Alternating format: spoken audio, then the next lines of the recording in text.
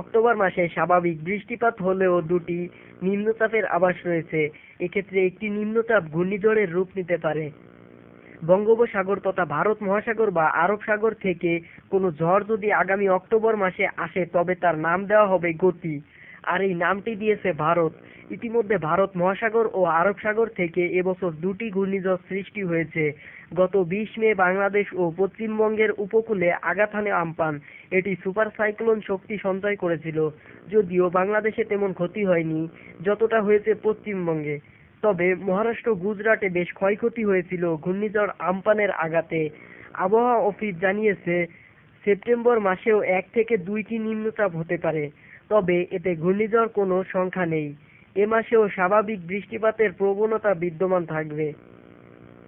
এই অবস্থায় রংপুর, ময়মনসিংহ, সিলেট ও চট্টগ্রাম বিভাগের অনেক জায়গায় এবং রাজশাহী, ঢাকা, খুলনা ও বরিশাল বিভাগের কিছু কিছু জায়গায় অস্থায়ীভাবে দমকা হাওয়া সহ হালকা থেকে মাঝারি ধরনের বৃষ্টি অথবা বজ্র সহ বৃষ্টি হতে পারে। সেই সঙ্গে দেশের কোথাও কোথাও মাঝারি ধরনের ভারী বর্ষণ হতে পারে। সার্বিকভাবে বৃষ্টিপাত গত সপ্তাহের তুলনায় কমে এসেছে। বাতাসের আর্দ্রতার পরিমাণ বেশি থাকায় বেড়েছে গরমের অনুভূতিও। এ সপ্তাহের অতি ভারী বর্ষণের কোনো আভাস নেই, ফলে ভ্যাপসা গরম আরো কয়েকদিন থাকতে পারে। সোমবার 31শে আগস্ট দেশের সর্বোচ্চ বৃষ্টিপাত হয়েছিল হাতিয়ায় 26 মিলিমিটার, আর সর্বোচ্চ তাপমাত্রা রেকর্ড করা হয়েছে মংলায় 36.2 ডিগ্রি সেলসিয়াস। ঢাকা সহ দেশের অধিকাংশ স্থানে কোনো বৃষ্টিপাত হয়নি।